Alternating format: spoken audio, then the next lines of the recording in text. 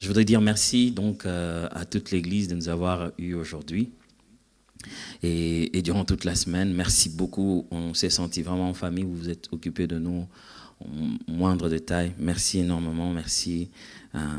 Merci au frère Christian. Merci au frère Zor. Merci beaucoup d'avoir pris soin de nous.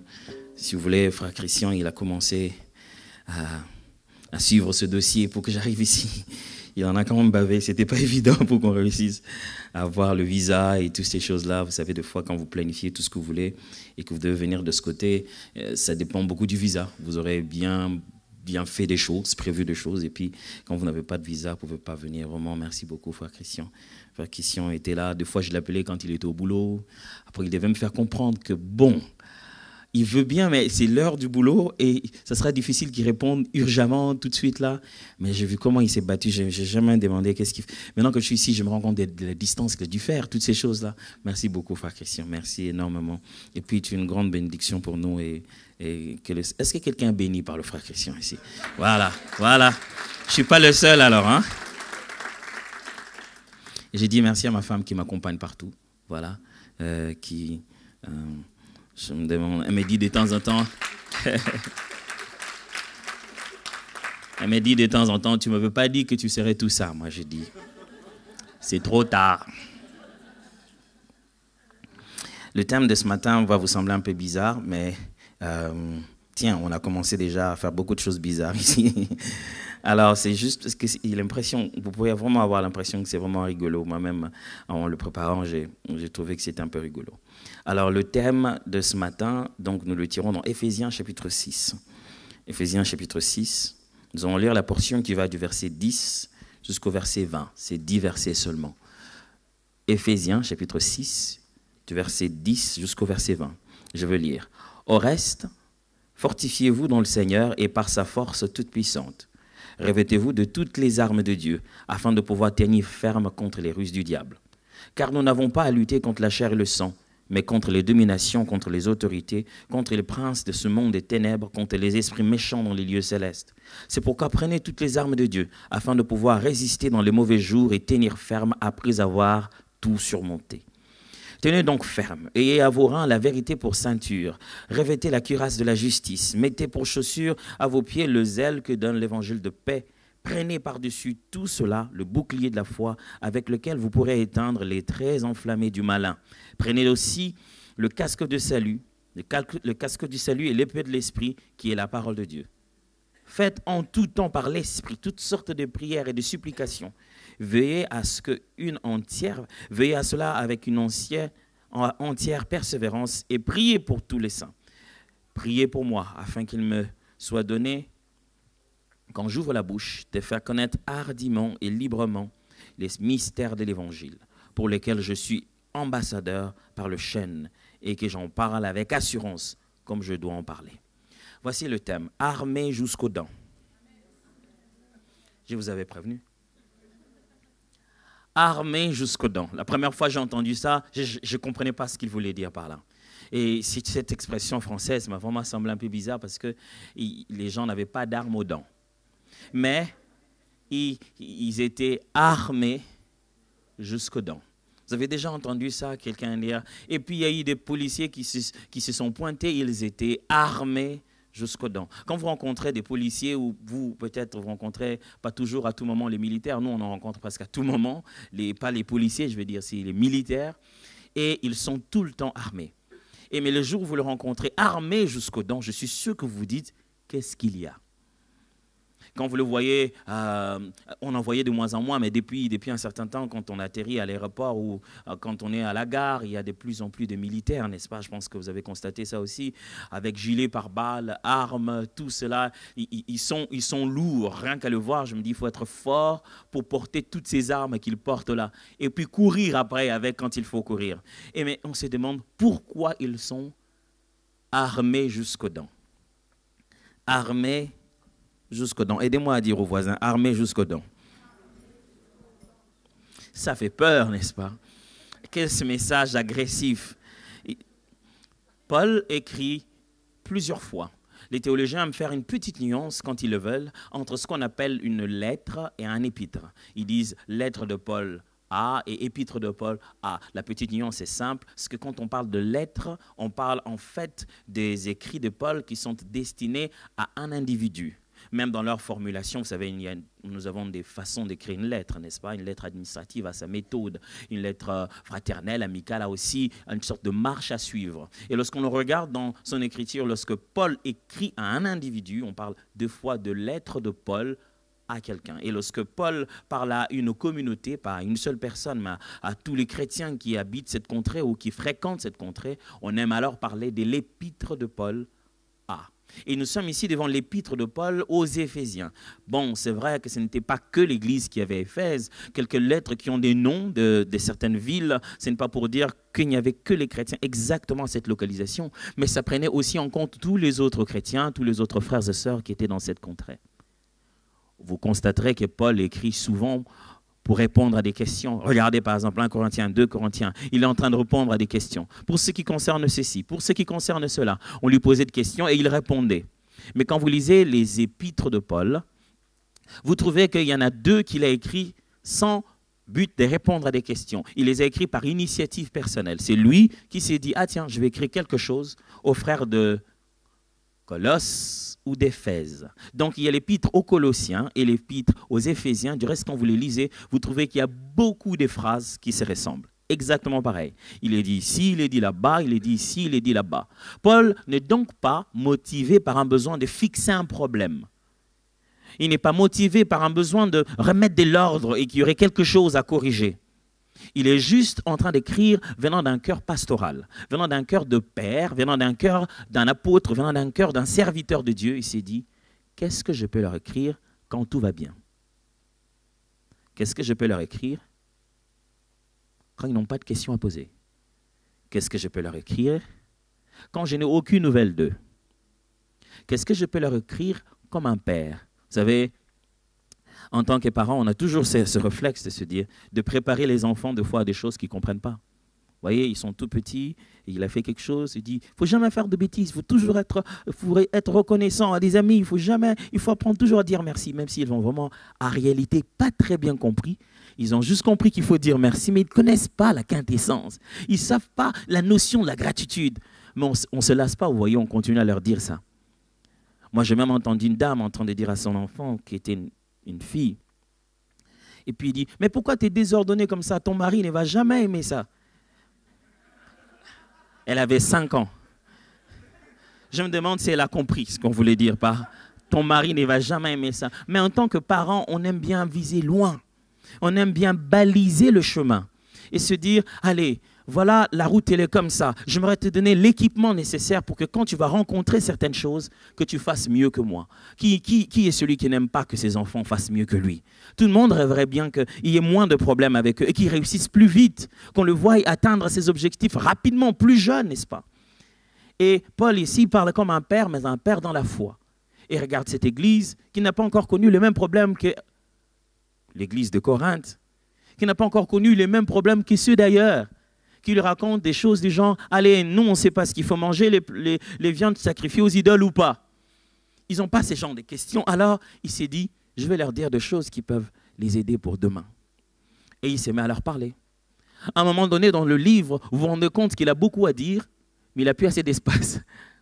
En finissant, le livre dit, si vous regardez les caractères avec lesquels j'ai écrit, vous regardez combien c'est gros, vous saurez que c'est moi-même qui ai écrit de ma propre main. Il y a certains de ces épîtres qu'il n'a pas écrit lui-même de sa propre main. Il dictait et on écrivait. Mais là, quand vous regardez cet épître, surtout dans ce chapitre 6, vers la fin, vous commencez à le voir faire de courtes phrases, même au chapitre 5. Il commence à dire de petites choses courtes. Priez sans cesse, c'est fini. N'attristez pas l'esprit. C'est comme s'il a tellement de choses à dire qu'il s'est dit, est-ce que j'ai oublié un truc? Ah oui, priez sans cesse. J'ai oublié un truc. Ah oui, n'attristez pas l'esprit. Alors là, il est en train de leur préparer à quelque chose qui doit arriver dans la vie de tous les chrétiens. Parce que ce n'est pas une question. On ne lui a pas posé la question de savoir s'il doit répondre aux conflits de famille. Il s'est dit donc, ce que je dois leur enseigner doivent être des choses qui sont des standards, qui arrivent à tous les chrétiens. Que personne dans sa vie dans la foi ne peut aller à l'encontre ou bien ne peut manquer de vivre cette réalité. Donc, il parle sur des choses que nous tous, en tant qu'enfants de Dieu, devons vivre ou pouvons vivre, qui sont sur notre chemin. Nous ne sommes pas à Éphèse. Je ne sais même pas où nous sommes. Parce qu'il y a des moments où je vois qu'on a écrit Arlon, c'est de l'autre côté. Mais est-ce que je sais, on est à quoi? Ah oui, ouais, j'avais vu ça pourtant. Mais je pensais à la chanson de Clairefontaine, tu vois, et je me disais, c'est quand même un peu bizarre que je me trouve à la Clairefontaine, que j'ai chanté tout petit.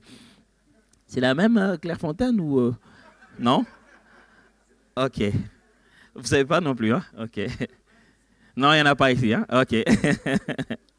Allez, je me suis souvenu quand on était petit, on chantait... Voilà, ok. On n'est pas à Éphèse, mais on est enfant de Dieu. Ce que Paul enseigne est lié à la foi que nous avons, à ce que nous devenons enfants de Dieu. Quand vous devenez enfant de Dieu, il vous arrivera un moment de faire ce qu'on appelle un combat. Vous pouvez être le plus gentil que possible, même très gentil avec le diable. Allez Lily, tu vois Satan, moi je t'ai jamais chassé, hein, donc tu n'as rien à voir à déranger ma famille. Vous pouvez être le plus gentil que possible. Ça n'empêche pas à l'ennemi de nous vouloir du mal. Un jour, quelqu'un m'a demandé, mais pourquoi le diable nous en veut? Moi, je dis, il ne peut pas s'en empêcher, il est diable. Mais dans la Bible, vous verrez bien qu'il y avait cette lutte. Il trouvait que nous étions trop faibles pour être l'image de Dieu. Tu crois vraiment à ceux-là, ces gens-là, ces récidivistes? Ce sont eux en qui tu as placé ton image. Je vais te prouver qu'ils ne sont rien. Même quand vous ne le voulez pas, vous allez entrer dans une forme de combat. Et quand je dis combat, c'est vraiment combat. Et la terre de la guerre n'est pas physique. C'est spirituel, c'est immatériel, c'est mental, c'est dans la tête. Ce sont des échanges de pensées négatives. Mais il y a une guerre. Frères et sœurs, je n'ai pas l'idée de mettre en vous une mentalité de combat physique. Ne paniquez pas, mais spirituellement, nous sommes en guerre. Oh oui, nous sommes en guerre. Gloire soit rendue à Dieu du fait que nous sommes des vainqueurs en Christ. Cette guerre n'est qu'une façon pour nous d'imposer une conquête qui nous a déjà été accordée. Alors Paul leur dit, vous êtes en guerre. N'allez pas dire ça à quelqu'un au métro. Ok? Allez, vous risquez de vous faire attraper. Non, non, non, c'est spirituel. Ça ne veut pas dire qu'on doit vivre dans la panique. Nous sommes en guerre, nous sommes en... Non, non, non, ça ne veut pas dire ça. Mais seulement on est conscient que d'un côté, nous vivons cette vie, mais de l'autre, nous avons un ennemi permanent qui n'est pas prêt de changer de camp. Nous sommes dans une guerre, il n'y a pas de cessez-le-feu. Le seul moyen d'en finir, c'est de vaincre. C'est de gagner la bataille. Merci Seigneur de fait que Christ est venu sur la terre et il a gagné la bataille à la croix de Golgotha et il nous a donné de pérenniser sa victoire. Voilà notre guerre. Elle n'est pas celle d'essayer de gagner, mais de pérenniser une victoire qui nous est déjà octroyée. Du coup, au jour le jour, où que nous allions, quoi que nous fassions, quel que soit l'endroit où nous puissions nous trouver, nous devons tout le temps être armés jusqu'aux dents. Alors Paul présente ici donc les armes que nous devons porter. C'est très intéressant de lire les armes que Paul nous présente. Est-ce que vous êtes là? Est-ce que c'est clair jusque-là? Fantastique. Donc je vais embrouiller ça davantage maintenant. Paul propose des armes. Et la description de l'armure qu'il présente, c'est bien sûr d'un soldat romain. Allez, Paul, il a vraiment eu le temps d'étudier les soldats romains. Parce qu'on l'avait arrêté comme un prisonnier de guerre. Il en avait 8 qui étaient là. Rien que pour le surveiller, il y en avait 8 par jour. Et qui faisaient de tours après peut-être 4 heures du temps. Donc il avait toute une église.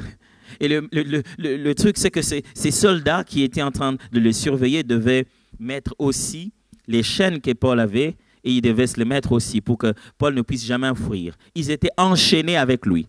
Même s'ils commencent à leur parler de Christ, ils ne peuvent pas l'arrêter. ne peuvent pas lui dire ah, arrête-moi ça. Il va parler, ils ne peuvent pas s'en aller. Le seul moyen de le surveiller, c'est d'être enchaîné avec lui. Donc Paul avait 4 à 5 cultes par jour. Donc il y avait qui venait, il a prêché, puis les autres venaient, il a prêché. Puis il dit, vous êtes de quel tour? On va continuer le message. Où est-ce que je m'étais arrêté? Allez, ok, justement, là. Et il avait le temps de regarder l'armure, comment ils s'habillaient, comment ils étaient. Dans tous les cas, les soldats romains se promenaient dans la rue, ils se promenaient dans la ville. Ils démontraient ce sont eux les conquérants. Il a bien observé, il a bien regardé. Et il utilise là comme une sorte d'image pour dire ce qui se passe. Ce qui se passe en esprit est des fois trop complexe pour le décrire en soi. C'est pourquoi très souvent la Bible utilise ce qui se passe dans la chair et dans le physique pour nous faire comprendre en réalité qu'est-ce qui se passe en esprit. Et donc Paul ici emprunte l'image de l'armure d'un soldat romain. Écoutez-le dire. C'est pourquoi prenez toutes les armes de Dieu. Vous voyez, ne prenez pas les armes humaines, prenez les armes de Dieu. Ce ne sont pas nos armes, mais les armes de Dieu. Afin de pouvoir résister dans les mauvais jours. Vous devez être armés jusqu'aux dents pour résister, mes frères et sœurs. Cette vie, nous ne pouvons pas la vivre sans essayer de résister. Résister contre de mauvaises pensées, résister contre de mauvaises influences, résister contre l'humain qui tout le temps nous veut dire « Allez, et si ça raté, comment ça va donner ?» Résister contre la peur, la crainte et la déception. Quelquefois, et même tout le temps, nous devons résister. Alors Paul dit « Prenez les armes en vue de résister dans les mauvais jours. » Et tenir ferme après avoir tout surmonté. Cette foi chrétienne est une foi où il faudra surmonter. Mais après avoir tout surmonté, il faudrait encore tenir ferme. J'ai entendu des gens dire, moi j'ai cru au Seigneur il y a très longtemps, j'ai donné ma foi au Seigneur, mais puis après je ne suis plus. Ils ont abandonné la marche dans la foi. Le but ici, ce n'est pas juste de marcher ou de gagner quelques batailles, mais de rester debout après avoir tout surmonté. Tenez donc ferme. Aidez-moi à dire ça aux voisins. Tiens ferme. Tiens ferme. Dans la vie, il y a des choses qui nous font pleurer, mais tiens ferme. Et j'aimerais que tu le dises avec un grand courage. Dis-le-lui comme quelqu'un qui lui communique vraiment de l'assurance et de la motivation. Tiens ferme. Il y a des moments où tu n'as vraiment pas envie de prier, mais tiens ferme. Tiens ferme. Tiens ferme dans ta position. Il y a des moments où la tentation est tellement forte. Tu as l'impression que si je ne le fais pas, je vais mourir. Tu ne mourras pas. Tiens ferme. Tiens ferme. Alors il dit, tenez donc ferme. Ayez à vos reins la vérité pour ceinture. Deuxièmement, revêtez la cuirasse de la justice. Mettez pour chaussures à vos pieds les ailes que donne l'évangile de paix. Prenez par-dessus tout cela le bouclier de la foi, afin avec lequel vous pourrez éteindre tous les traits enflammés du malin. Prenez aussi le casque du salut et l'épée de l'esprit, qui est la parole de Dieu. Drôle de description. Les Romains, les militaires romains, lorsqu'ils allaient en guerre,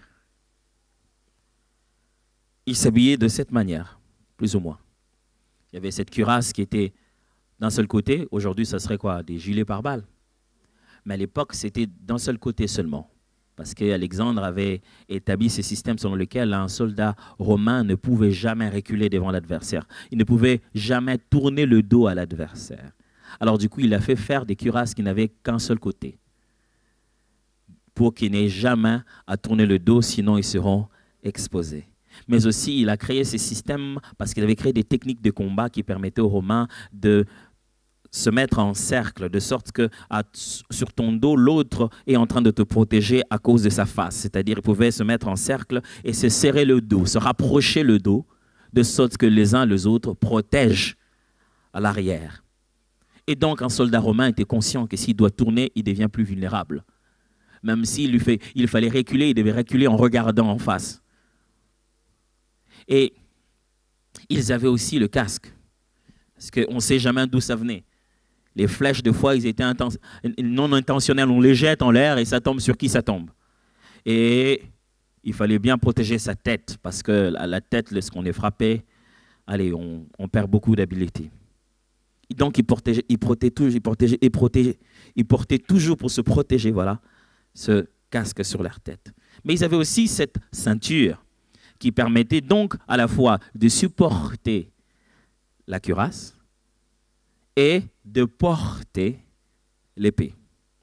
Ils en avaient toujours cette ceinture. Ce n'était pas juste une ceinture comme la nôtre aujourd'hui. C'était vraiment comme aujourd'hui, les militaires portent une sorte de ceinture où ils placent des balles, n'est-ce pas? Et à part ça, ils avaient aussi des chaussures. Parce que c'était quand même un coin assez désertique. Tu ne peux pas te battre en sautillant.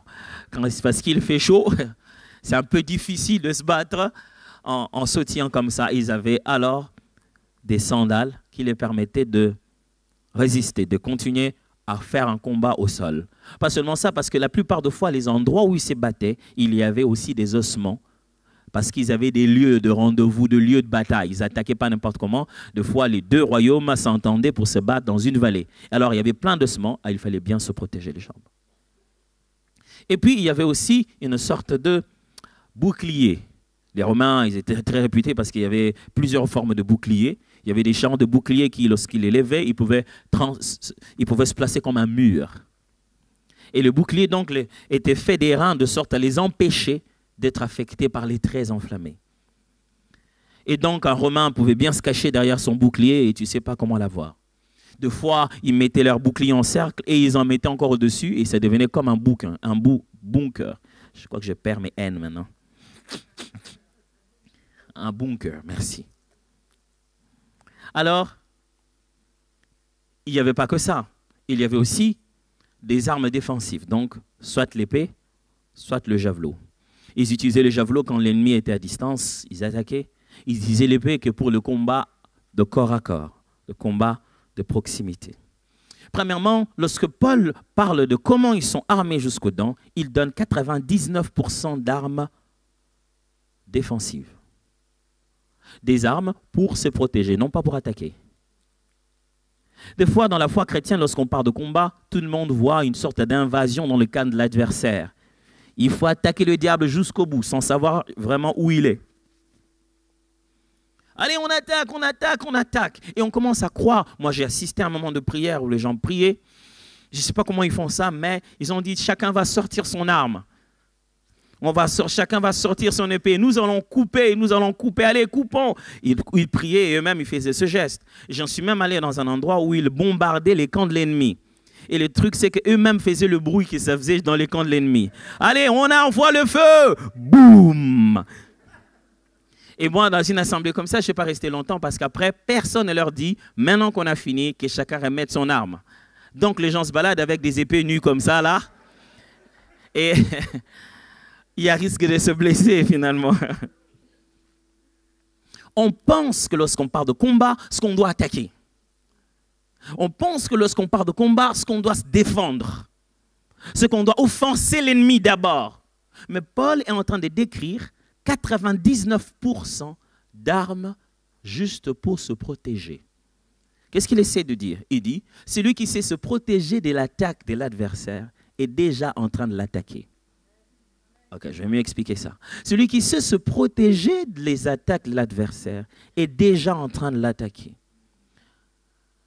Chaque adversaire a toujours une clé, une forme de prise de finition. Imaginez que vous vous battez avec quelqu'un qui veut vraiment vous faire du mal. Il vous cogne, il arrive même à vous donner la mort. Et après 3 jours, vous ressuscitez. Il va vous menacer de quoi? C'est comme ça que lui, il a gagné la bataille. Quand il est ressuscité, il a vaincu la mort. On va le menacer de quoi? Tu vas dire à quelqu'un qui vient de ressusciter que je vais te taper, je vais te faire mal? Attends, il a tellement eu mal qu'il est mort. Maintenant, il est ressuscité. Après quoi? Tu vas le menacer de quoi? Il n'y a plus absolument rien. Selon Paul, il explique que lorsque nous avons la capacité de contrer les stratégies de l'ennemi, nous l'affaiblissons dans le combat. Vous savez, vous pouvez passer, il y a un des grands combats de l'histoire qui est connu entre Mohamed Ali et George Foreman, qui a eu lieu chez nous au pays, donc à Kinshasa à l'époque, Zaïre. Mais vous pouvez bien voir dans les vidéos comment Ali prend tout son temps à tourner au terrain. Dans tous les cas, il était super loquace et aussi rapide. Il parlait trop pour quelqu'un qui se bat. Et il tournait dans tout le sens. Et vous pouvez regarder George Foreman, très lourd. Vous dites, ce gars, s'il réussit à l'avoir ne fût-ce qu'une fois, je crois qu'il va le tuer. Et l'autre tournoyait dans tous les sens. Il esquivait tous les coups. Il fatiguait l'adversaire. Paul dit, ne vous dites pas d'abord comment je vais attaquer. Vous savez, nous avons le plus puissant de tous les noms. Il dit pas, ne te dis pas d'abord comment tu vas attaquer. Dis-toi combien résistant tu es contre le trait de l'ennemi et les attaques de l'ennemi. L'ennemi nous attaque à des moments où on s'attend le moins. Vous savez, le diable ne dit pas, je te donne conseil, je te donne rendez-vous à l'église et on va se battre. Les gens pensent que le combat spirituel, c'est qu'on vient à l'église et qu'on commence à dire au nom de Jésus. Vous imaginez ça? Le diable attend que vous allez jusque chez vous, vous preniez vos armes pour que vous puissiez vous battre. Non, ce n'est pas ici que le diable attend le combat spirituel. Paul dit que prenez toutes les armes de Dieu afin de résister, il dit, aux ruses de l'ennemi. Le grec dit méthodos, veut dire les stratégies, les méthodes de l'ennemi. Quand nous battons contre l'ennemi, quand nous battons contre le diable et contre tout ce qu'il a prévu contre nous, nous nous battons contre des stratégies, des approches, des méthodes qui multiplient, dont nous ne sommes pas tout le temps conscients, mes frères. Alors, Paul dit ceci, puisque nous ne sommes pas tout le temps conscients, d'où ça viendrait? Il faudrait qu'on soit rassuré, qu'on est bien protégé. N'est-ce pas? N'est-ce pas ce que nous faisons? Nous nous rassurons que les enfants se sont bien couverts. On ne sait pas, il fait froid dehors, mais on ne sait pas à quel moment ça entre dans leurs poumons. Sinon, on n'a qu'à leur donner quelque chose contre la pneumonie, mais ils n'en souffrent pas. Le but, ce n'est pas d'attaquer d'abord, mais le but, c'est de faire de son mieux pour qu'ils n'en souffrent pas.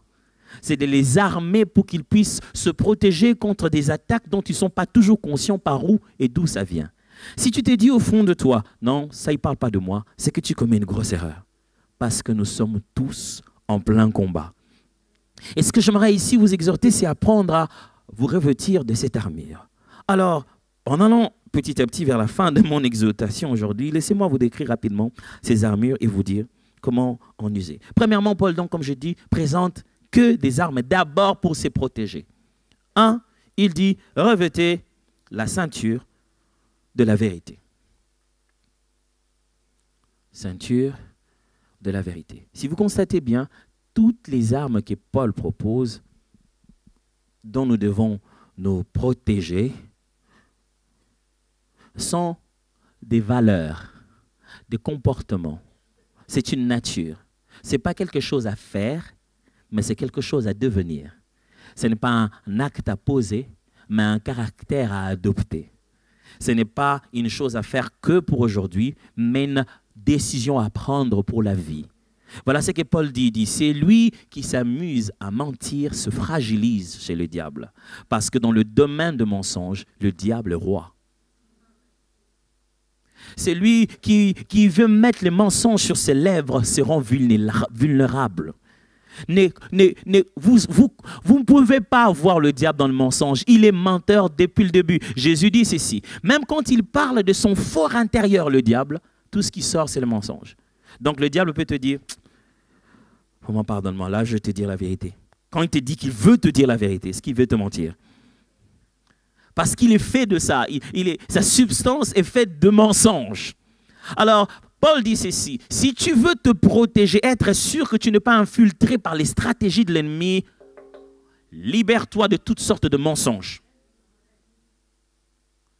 Vous savez, des fois, dans la culture, on dit, bah, c'est un petit mensonge. Il n'y a pas de petit mensonge. Il n'y a qu'un mensonge. Vous voyez des grandes personnes, vous regardez une grande personne mourir à cause d'un petit microbe. Allez, si vous voyez ce microbe, il allait l'écraser. Mais quelqu'un meurt à cause d'un petit microbe.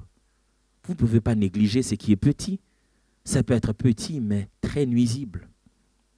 Ne bâtissez pas votre vie sur de mensonges. Ne bâtissez pas votre foyer sur des mensonges. Quelqu'un dit, mais je ne voulais pas le dire, j'avais peur qu'il s'énerve. Rien que ça. Qu'il s'énerve seulement. Allez, dis-lui la vérité, il s'énerve et puis c'est fini, ça va passer. Moi, je pensais que tu disais, tu avais peur que le monde se détruise, que tu meurs, que quelque chose de grave arrive. Juste se fâcher, dans tous les cas, le jour où il apprendra, il se fâchera encore. Mais il se fâchera plus fort. Il se fâchera plus parce que tu ne lui avais pas dit, il se fâchera parce que tu as pris trop de temps pour le lui dire. La vérité est le premier pas pour être vainqueur. Si vous voulez être armé jusqu'aux dents, armez-vous de la vérité. Dites la vérité aux enfants. Un jour, je ne savais pas comment expliquer à ma fille comment sa mère était enceinte. Vous savez, je ne sais pas comment ils amènent ces questions, d'où ce qui viennent avec ces questions-là. Alors, elle va dans une école anglophone, elle m'est venue me dire, « Ah, papa, les bébés de maman et tout ça. » Moi, je dis, oui, on attend le bébé, il va sortir. On reste évasif au début.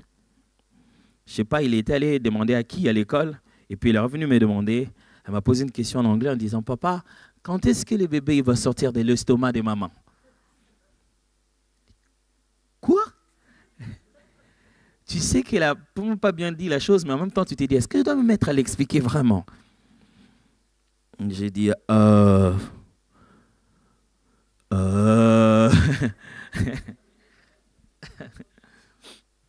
Le mensonge apparaît toujours comme la solution la plus rapide, la plus facile. On l'applique tout de suite et c'est fini. Mais on paye toujours le mensonge. Le mensonge est toujours comme la porte la plus proche, à portée de main.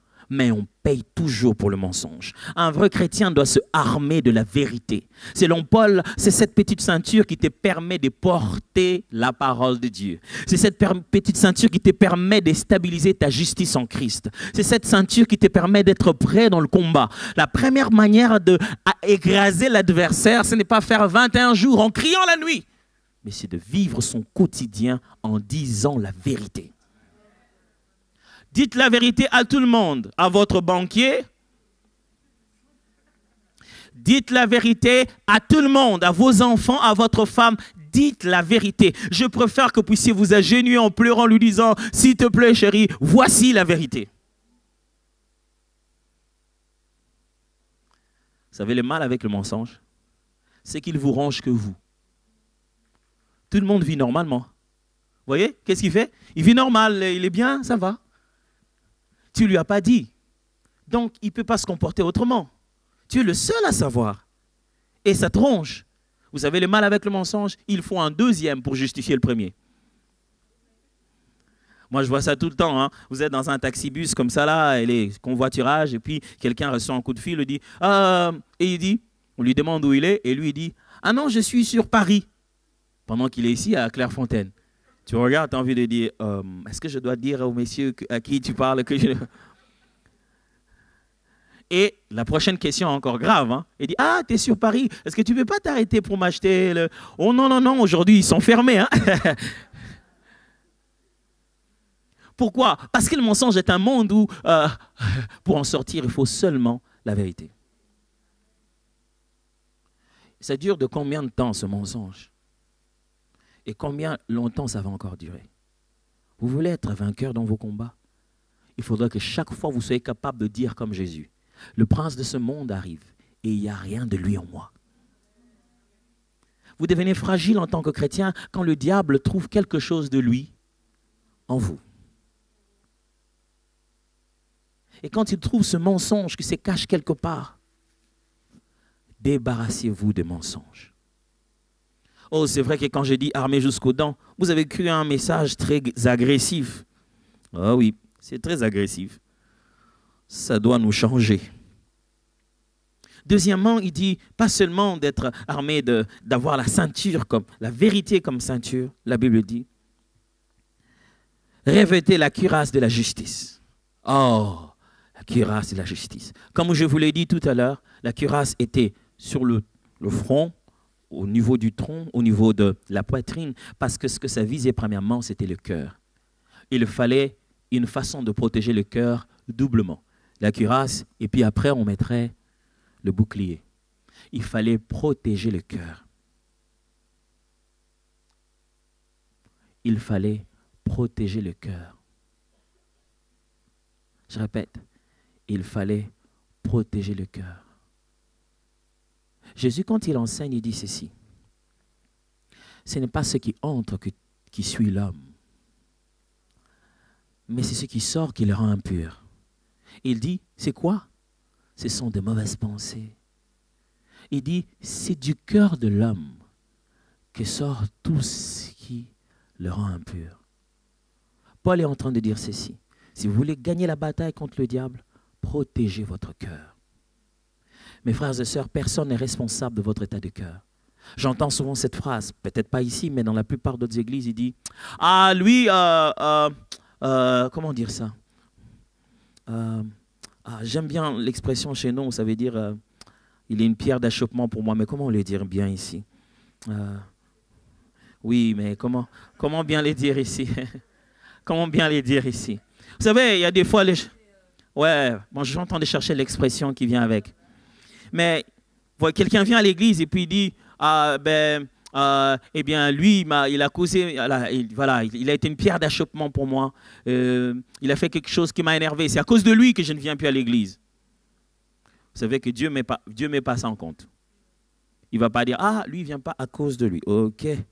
Toi, pourquoi tu fais que lui, il ne vient pas? Non, parce que personne sur la terre n'a la responsabilité de garder ton cœur. Tu dois le garder seul.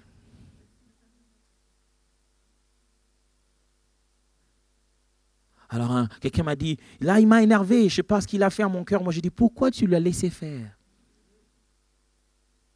Vous avez le choix, vous savez. Vous avez le choix de prendre ça comme une offense ou de passer par-dessus. Vous avez le choix de vous fâcher ou de rire. Vous avez toujours le choix. Un jour, je roulais, j'étais très stressé là où j'allais et tout. Et puis, le monsieur qui était devant moi, il a freiné brusquement. Du coup, moi aussi, j'ai dû freiner brusquement.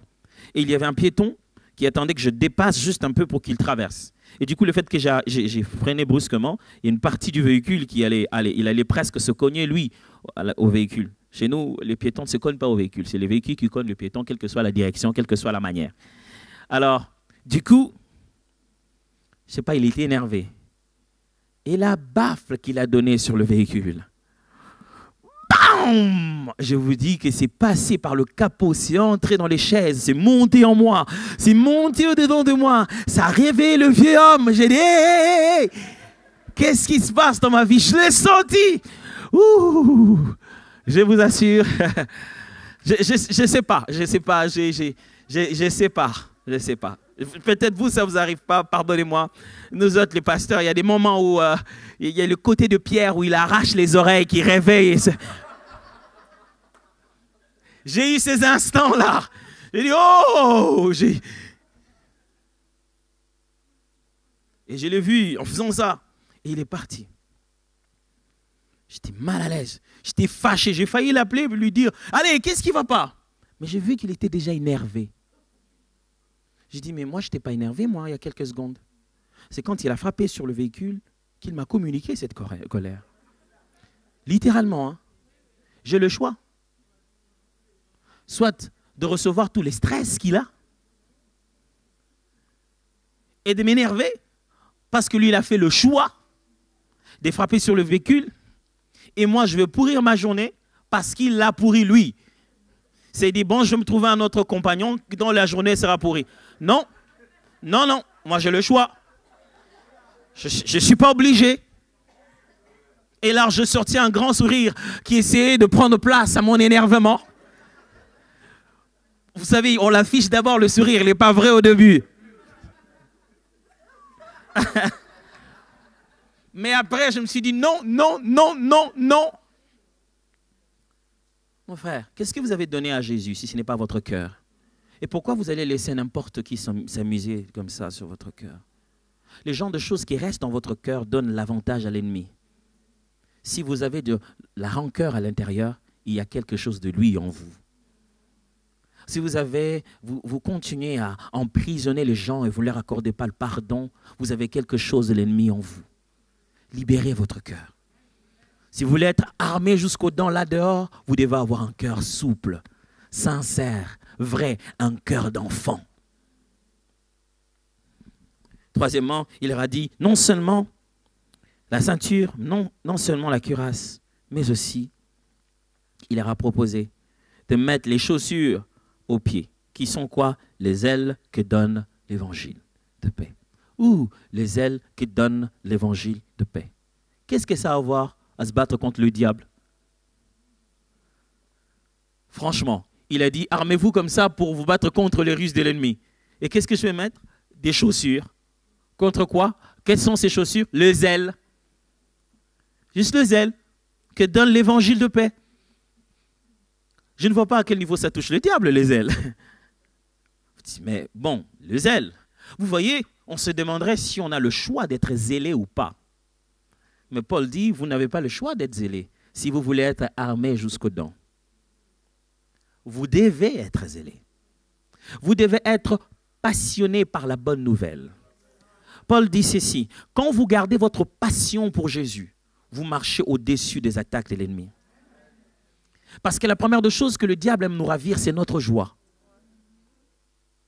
C'est notre, je vais dire, l'identification, notre identité en tant qu'enfant de Dieu. Quand vous commencez à perdre la joie d'être chrétien, quand vous commencez à perdre le zèle de témoigner de votre foi, quand vous avez du mal à dire, à affirmer votre position, quand vous commencez à avoir l'impression qu'être chrétien, c'est avoir une faiblesse, le diable commence à vous avoir.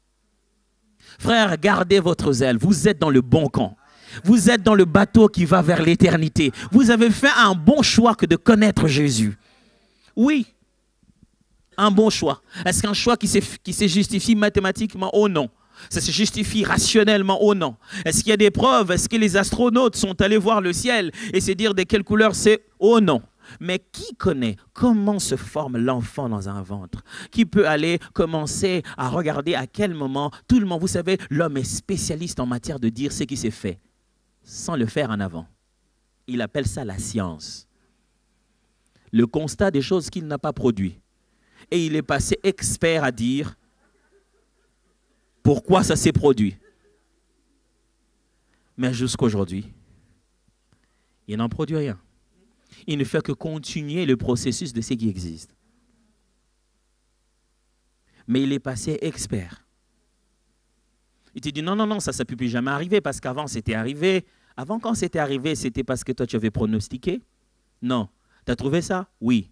Pourquoi tu es passé maître sur des choses que tu ne connais pas comment ça fonctionne? Non, parce qu'il y a des 10 milliards d'années, tu vois les atomes, ils étaient en train de... C'est bien, c'est très bien de constater ce qui se passe. Est-ce que tu ne peux pas en faire, rien que pour qu'on puisse voir? Fais-toi une planète. Tu maîtrises très bien les planètes et tu sais que la nôtre va s'exploser. Est-ce que tu ne peux pas en faire une autre? Comme ça, on peut abandonner celle-ci, on va aller à une toute nouvelle planète. L'humain est fantastique. Dieu lui a donné tellement de dons, des capacités. Mais quelquefois, ces choses deviennent une arme que le diable utilise deux fois. Est-ce que vous avez perdu les ailes? Est-ce que vous venez devant la présence de Dieu en lui disant, ben, Dieu, tu fais si tu veux pas, tu ne veux pas. Est-ce que cette parole est encore une passion pour vous? Est-ce que chez vous le matin, vous mettez encore de louanges du Seigneur? Est-ce que quand vous traversez la ville en allant au boulot, la musique qui joue là-dedans, c'est la musique qui vous rappelle votre engagement dans la foi? Est-ce que vous êtes encore enfant de Dieu? Si vous gardez ça, vous reculez l'ennemi. Parce que tout le jour, vous lui dites, je sais qui je suis. Et à part les chaussures, bien sûr, Paul propose qu'on puisse mettre le casque de salut. Allez, pourquoi? Parce qu'une grande partie de la guerre contre l'ennemi se passe au niveau de la tête. Les pensées, mes frères, les pensées. Les pensées. Beaucoup de pensées. Je ne sais pas si vous vous combattez des fois avec les pensées quand vous faites la prière. Vous savez, on appelle ça l'association des idées. Donc, tu es en train de prier et puis tu as l'impression que tes pensées divaguent. Tu es en train de prier pour quelque chose, mais tu n'arrives pas à te concentrer. Je ne sais pas si ça vous est déjà arrivé. Ça arrive qu'au pasteur, ça? Bon, c'est pas grave. Alors, donc, tu es en train de prier, tu pries. Oh Seigneur, je te rends grâce, je te bénis pour notre église. Merci beaucoup pour ce que tu veux pour notre assemblée. Merci beaucoup pour le frère Christian, merci pour le frère Zor. Et quand tu dis Christian, tu te dis, ah tiens, justement, le jour-là, j'avais bien aimé la chemise qu'il avait portée, le frère Christian. Je vais lui demander où est-ce qu'il a acheté ça. Non, ben, je pense que je vais demander à sa femme. Je préfère demander à sa femme parce que je ne pense pas que j'aurais... À ce moment-là, tu penses comme ça, mais dans la bouche, tu continues à dire, oh Seigneur, merci, sois glorifié. Alors, c'est le fait qu'une idée nous attire vers une autre, ainsi de suite, on s'en va. Mais tout ce que l'on fait est une pensée à l'origine. Dans la tête se trouve un grand pouvoir que Dieu a donné à l'homme qu'on appelle l'imagination. C'est un monde qu'il peut bâtir et en être maître. Si je demande à 20 personnes de venir ici et de commencer à bondir, on peut finir par casser ça. Mais je peux mettre 20 personnes sur cette plateforme et les faire bondir sans les casser, mais dans ma tête. Vous voyez ça? Dans ma tête, je peux les imaginer 20 ici sur cette plateforme en train de sautiller et la plateforme ne se détruit pas. Dans ma tête. C'est pourquoi Jésus considère que ce qui se passe dans ta tête, c'est vraiment ce qui se passe dans ta vie. Il dit, vous avez appris qu'il a été dit, tu ne commettras pas d'adultère. Mais moi je vous dis, si quelqu'un pense à une autre femme qui n'est pas sa femme, les pensées qu'elle a d'elle, ces genres de pensées qu'elle a d'elle, c'est déjà commettre l'adultère avec elle.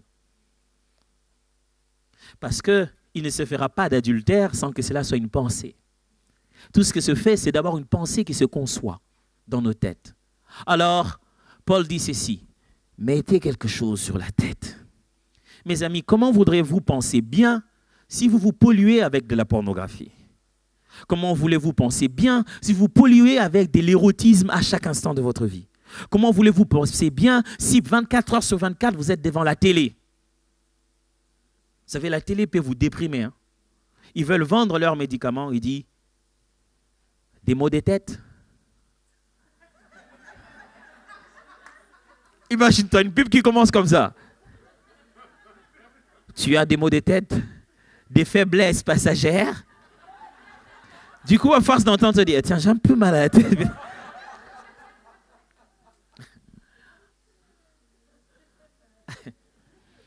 Alors, quand on dit breaking news, si on dit là, une information spéciale, ce n'est pas pour dire que quelqu'un qui était malade a été miraculeusement guéri. Hein.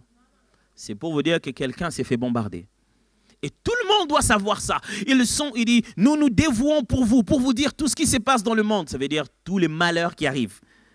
Ils ne nous disent pas tout ce qui se passe dans le monde.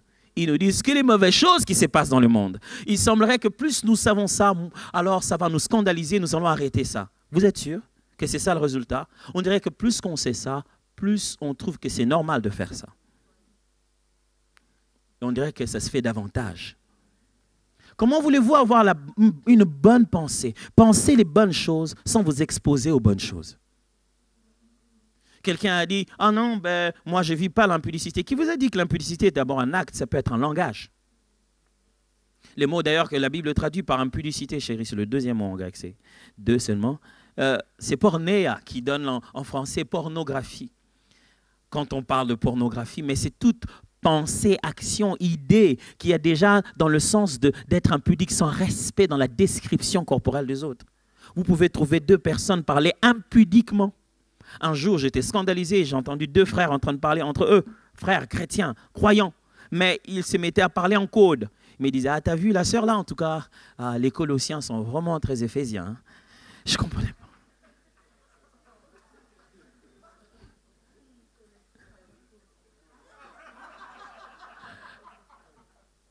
Je leur ai dit, mais pourquoi les sœurs passent en épître? Ils ont dit non, c'est parce que nous ne voulons pas pécher avec notre langage. Alors, on a mis des livres bibliques, on veut décrire les sœurs. Moi, j'ai dit, l'impudique, vous l'êtes là dans la tête. Pourquoi vous voulez vous entourer des râleurs et avoir de bonnes pensées?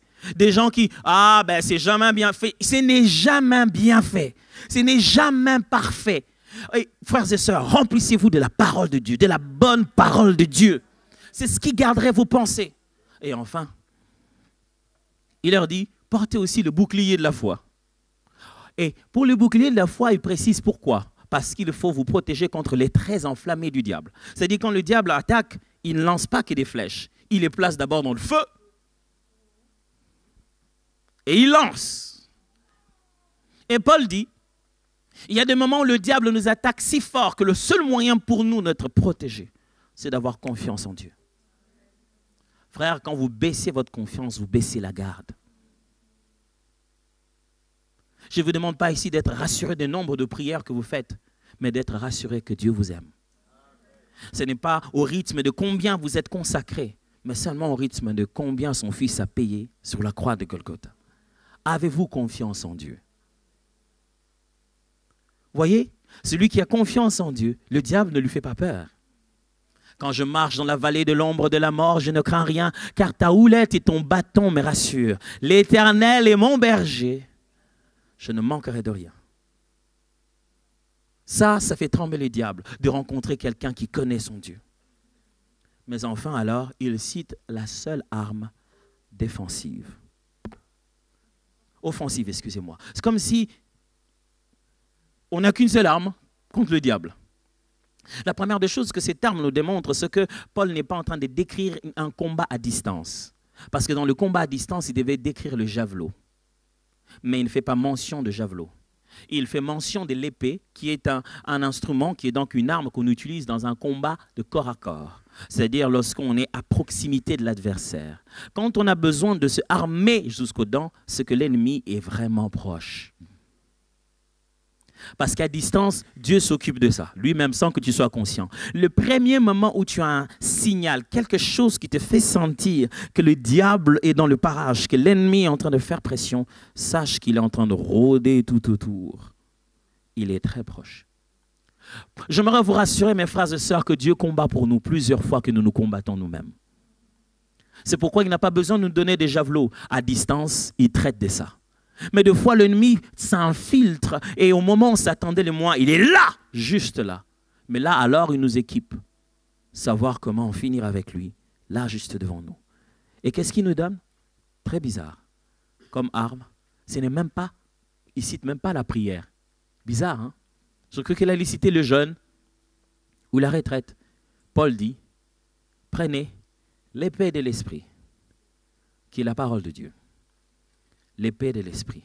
Vous savez, on a passé des bons moments aussi. Le Seigneur nous a parlé de plusieurs manières, par nos voisins, nos frères et sœurs. Allez, vous qui n'avez pas été à la retraite, vous avez vraiment manqué un moment. C'était fantastique. Oh, c'était très bien. On a mangé une sauce rouge, une autre qui était verte. Ah, non, il y en avait une qui était une soupe, une autre qui était une sauce, c'est ça? Voilà. Mais moi, j'ai retenu les couleurs. Mais entre-temps, on a eu le temps de prier ensemble. C'était fantastique. C'était bien, n'est-ce pas? Oh, c'est pas si bien que ça. Hein? Gloire à Dieu. Mais aussi, on a eu le temps de prier les uns pour les autres. Et le Seigneur utilisant les dons des uns et des autres pour nous édifier. Et vous pouvez peut-être partir en vous disant, moi, je n'ai pas eu une parole particulière. On ne m'a pas pointé du doigt pour me dire ce que Dieu voulait de moi. Vous n'avez pas besoin de ça, d'abord. Ça, ce n'est qu'une expression. Ici, Dieu vous pointe clairement du doigt, là, dans sa parole. Il s'agit de vous du début jusqu'à la fin. Oui, c'est vous qu'il vise, du début jusqu'à la fin, dans sa parole. Le moment où Christ a eu une bataille contre le diable. Le diable, dans Matthieu et Marc, chapitre 4, le draine par-ci, par-là. Il le mène ici, il le mène par-là. Il est même dit dans la Bible, ça c'est très choquant, la Bible dit, le diable le prit et le plaça sur le haut du temple. Cette bataille, elle était quand même un peu bizarre. C'est-à-dire, le diable, il le prend. C'est-à-dire que si Jésus a quitté là où il était, pour se retrouver sur le temple, c'est avec un moyen de transport diabolique. Est-ce que vous lisez les textes? Ce n'est pas que chacun s'est dit, moi je vais de ma manière, on va se rencontrer sur le temple. Ok, non. Jésus a déplacé par les efforts du diable et été placé. C'est fou quand même de la part du diable d'aller mettre Jésus jusque sur le temple et puis après lui dire, saute de toi-même. Ah, j'aurais pu le balancer quand on était en l'air, hein? Mais le diable, il a fait atterrir, je ne sais pas quel engin, sur le haut du temple. Et puis là, il lui dit, saute maintenant. Vous savez pourquoi? Le diable ne sera jamais responsable de tes propres erreurs. Il n'a pas le pouvoir de te pousser. C'est seulement toi qui as le pouvoir de décider de faire ce qu'il veut. Satan, tu as l'occasion d'en finir avec lui, pousse-le toi-même. Non, je ne peux pas faire ça. Je n'ai pas ce pouvoir-là. Je peux lui dire des choses dans l'oreille, je peux le déranger jusqu'à ce que lui-même se décide de le faire. Mais je ne peux pas faire ça de force. Mais grave, quand Jésus devait riposter contre le diable, il parlait. Et il lui rappelait des Écritures. Deutéronome chapitre 8, verset 3, partie B. L'homme ne vivra pas de pain seulement, mais de toute parole qui sort de la bouche du Seigneur. C'est comme ça qu'il répondait. Le diable dit, ah, ok, tu veux te la jouer, parole, parole, ok, on va y aller. Alors c'est là qu'il les met sur le temple. Il lui dit, saute, parce qu'il est écrit, puisque toi tu es spécialiste et il est écrit. Parce qu'il est écrit, eh ben, il enverra les anges. Ils empêcheront ton pied de heurter le sol. Saute. Heureusement pour Jésus, il connaissait non seulement qu'il est écrit, mais qu'il est aussi écrit. Très peu de chrétiens connaissent la parole de Dieu au point d'en maîtriser les paradoxes qui paraissent de foi. Ils n'ont pas le temps d'étudier la Bible au point de voir quelquefois dans la Bible, il y a ce qu'on appelle des équilibres paradoxaux, qui ne sont pas des contradictions, mais deux vérités dans deux contextes différents qui ont l'impression de se contredire parce qu'on ne tient pas compte de leur contexte respectif. C'est trop long ça. Ça c'est mon langage de prof, je vais ramener ça à la prédication. Ça fait ceci. Ça fait que je vous dis, je suis à déjà comment ça s'appelle? Clairefontaine, je ne peux plus oublier ça. Je suis à Clairefontaine en train de prêcher. Et puis je vous dis encore, à Toms et à Kinshasa en train de prêcher. Ces deux choses ne peuvent pas être vraies au même moment. N'est-ce pas? Quand on le place dans un même contexte, je ne peux pas être à la fois ici et à Kinshasa en train de prêcher. Mais lorsque je place un contexte à chacune de ces phrases en disant à Toms et à Kinshasa, le 1er novembre en train de prêcher, et à Toms et à Kinshasa aujourd'hui le 22 octobre, c'est vrai. À Clairefontaine. C'est vrai. C'est vrai que j'étais à Clairefontaine ici. Et puis après que je serai là-bas. Dans ces deux contextes, lorsqu'ils sont bien étudiés en soi, chacune de ces vérités tient. Mais lorsque vous voulez annuler leurs contextes respectifs et vous voulez les combiner, ça ne tient plus. Et des fois, dans la Bible, vous trouvez des textes comme ça. Que les gens essaient de mélanger ça et l'autre sans tenir compte de chaque contexte. Et ils ont l'impression que la Bible se contredit. Or, elle ne se contredit pas. Cette chose, elle est vraie dans ce contexte-là. L'autre, elle est vraie dans l'autre contexte. Vous ne pouvez pas le mélanger et en faire un. Et si vous ne maîtrisez pas cela, le diable va vous dévaster avec la Bible. Oh oui, avec les Écritures, mais vous vous perdez. Vous vous perdez avec une ligne de versets, verset après verset, jusqu'à... Vous imaginez, il essaie de pousser Jésus à faire le mal en utilisant la Bible. Il lui dit, il est écrit. Heureusement que Jésus savait qu'il est aussi écrit. Ne continuez pas à venir dans cette église sans savoir ce qui est aussi écrit. Ce qui est aussi écrit, c'est le langage de la maturité. De connaître le sujet à fond. De ne pas vous dire, ah mais moi j'entends souvent les gens dire, n'entendez pas souvent les gens dire, lisez vous-même ces textes. Est-ce que vous l'avez déjà lu? Lisez-le vous-même. C'est comme ça que vous apprenez à vous battre contre l'ennemi et à riposter contre l'adversaire. Mais ce qui est intéressant, c'est que le mot qui est là, ce n'est pas le mot logos en hébreu, en grec plutôt, c'est le troisième chéri. C'est plutôt le mot rhéma. Paul dit, prenez aussi l'épée de l'esprit qui est le rhéma de Dieu. Ça veut dire ceci, prenez aussi avec vous, pour combattre contre l'ennemi, l'épée de l'esprit, qui est la parole inspirée de Dieu pour votre circonstance.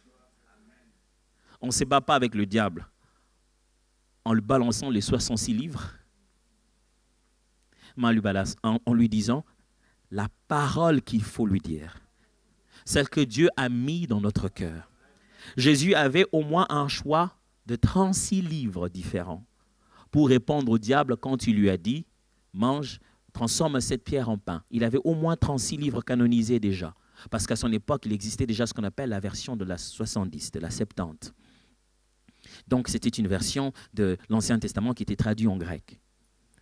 Donc, Jésus avait 36 livres au minimum pour puiser dedans que répondre au diable. Mais pourquoi a-t-il pris Deutéronome, chapitre 8, verset 3, partie B? Parce que c'était la parole de la circonstance. Vous aurez du mal de savoir quelle est la parole de la circonstance si vous ne connaissez pas la parole déjà. Mais notez bien, on a dit, prenez avec vous l'épée de l'esprit. C'est comme ça qu'on appelait ça. Ce n'est pas l'épée spirituelle. Non, c'est l'épée que donne le Saint-Esprit. Donc ce n'est pas votre épée. Ne la dégainez pas. Vous l'avez que quand l'Esprit vous la donne. C'est l'épée de l'esprit qui est une parole dite à propos. Quand un chrétien a de la part du Saint-Esprit le message qu'il faut pour sa vie, il devient dangereux. Mais l'épée de l'esprit ne peut pas seulement être nécessairement un verset biblique, ça peut être un cantique du moment. Juste un cantique qui reste dans votre cœur. Chaque fois que le diable essaie de vous déranger, vous reprenez, vous remettez à chanter ces cantiques-là. Et les adversaires sont poussés jusqu'au bout parce que c'est l'épée de l'esprit. Frère, ma prière, je vous veux en sortant de cette retraite armé jusqu'aux dents. Je vous veux en sortant de cette retraite, en allant au boulot, en allant dans vos vies de tout le jour, vous soyez armés jusqu'aux dents. Il y en a de ceux qui savent comment ils vont vous avoir. Ils savent que quand vous venez, vous êtes trop énervé. Vous vous énervez facilement. Vous avez la colère, allez, à fleur de peau. Ils savent qu'ils vont vous énerver. Vous allez partir dans tous les sens. Et puis ils vont se mettre à rire de vous. Dire, ah voilà, l'homme de prière. Voilà, et voilà. Et rien n'a changé. Ils veulent montrer que rien n'a changé. Mais cette fois-ci, ils seront dessus parce que vous serez armés jusqu'aux dents. Prêts à protéger votre cœur contre toute chose. Prêts à protéger vos pensées contre toute chose. Prêts à dire la vérité. Ah oui, zélé de Christ, capable de témoigner sa foi, vous serez protégé cette fois-ci, armé jusqu'aux dents. Je vous demande d'aller au travail, armé jusqu'aux dents. Aller à l'école, armé jusqu'aux dents. Vous présenter dans votre famille, armé jusqu'aux dents. Parce que des fois, ça vient de partout. Un ami, un frère a dit quelque chose. Ce n'est pas le diable. Il n'est pas un démon. Mais le diable en profite. Ah, lui, je connais, lui. Je sais comment il est. Vous savez, des fois, c'est bizarre parce que les gens, ils nous voient qu'on a changé, mais ils essaient de faire les mauvaises choses qu'on faisait avant pour voir si on a vraiment changé. C'est pas normal, hein? C'est pas bien du tout. Ah oui, c'est pas bien du tout. Tu sais que j'aimais beaucoup quelque chose et tu viens le présenter devant moi. C'est m'étenté, ça. Mais c'est tout le temps ça. Les gens ne croient pas qu'on a changé. Ils pensent que nous sommes en train de jouer à un jeu et que c'est extérieur. Ils ne croient pas que le changement radical est possible. Ils disent, ah, chasser la nature, elle va revenir au galop. Mais c'est parce que vous n'êtes pas le créateur de la nature. C'est pourquoi vous ne savez pas comment la chasser. Ce qui s'est passé en moi, c'est le créateur qui a changé ça. Le créateur n'a pas besoin de chasser la nature, il la change à sa guise. C'est lui le créateur. Vous savez ce qu'il appelle, ce qui se passe dans nos vies? Il appelle ça devenir une nouvelle créature. Les choses anciennes sont passées. Voici toutes choses sont devenues nouvelles.